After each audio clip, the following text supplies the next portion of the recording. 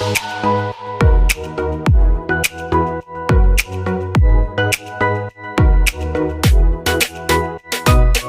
there are many Galaxy Z Fold videos out there, but this one is all about the SPen. And I think this device adds a lot more with the SPen built into it. Now, the Z Fold has SPen capabilities within the internal display, not the external display. I repeat, you cannot use it on the external display, only the internal display, which has the Wacom layer and allows the functionality of an SPen. Now, you can only use two SPens with the Galaxy Z Fold 3. So there's the Z Fold SPen, which is great. It's small, it kind of fits this device. And then there's the SPen Pro, which is a larger SPen. And this will work, the SPen Pro will work with all your Galaxy devices, all the way to the Galaxy Note, the S21 Ultra, as well as also your tab devices and as well as your Galaxy laptops that support SPen. So that is the ultimate SPen. Now that SPen has a switch on it, which allows you to switch between SPen Pro functionality and Z Fold. Why is that? Well, two things. When you switch to the Z Fold functionality, it allows you to use it on the Z Fold because it retracts. So the Z Fold SPen and the SPen Pro, when using it in Z Fold mode, retracts in if you press too hard on it. So prevents you from jabbing or stabbing hard onto your device, which is great. So you don't have those kind of issues when you're writing or using the SPen on the Z Fold 3, which is awesome. Now, also the SPen Pro, as I mentioned, has Bluetooth functionality, which the Z Fold SPen does not. So speaking of the SPen itself for the Z Fold SPen is nice, it's small.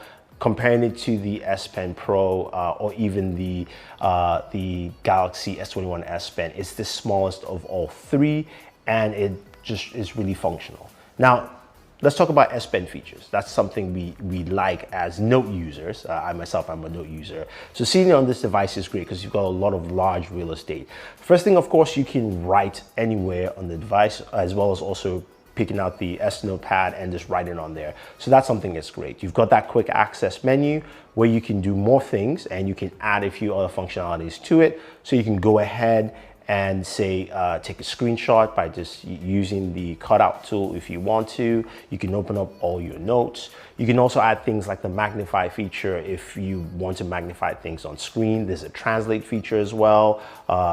So there's so many features you can add to it with the SPen, which is great. But of course, I just love writing and drawing because I'm terrible at drawing, but it's a great feature to have on this device. And I think a lot of people will like it. There's also a SPen case for the Z Fold 3, which allows you to slide the SPen at the back. It's a really nice looking case, and I think that's one I'll go with my Z Fold 3, and I think it fits it right well, so that's something to take note. In terms of pricing, I'm not exactly sure. They really didn't give me pricing, but I would say it's probably around $69 or so. Just don't quote me on it. Now, the other cool feature, of course, with the Galaxy Z Fold 3 is that you've got an under-display camera under your large display, which is great. So which means you've got that full real estate, you can game, you can also watch content, and that doesn't block anything for you. So that is pretty cool.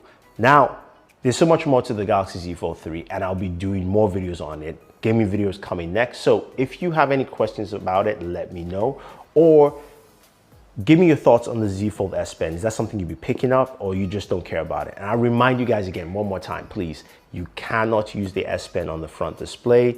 You can only use it on the internal display. So always enjoy your entertainment.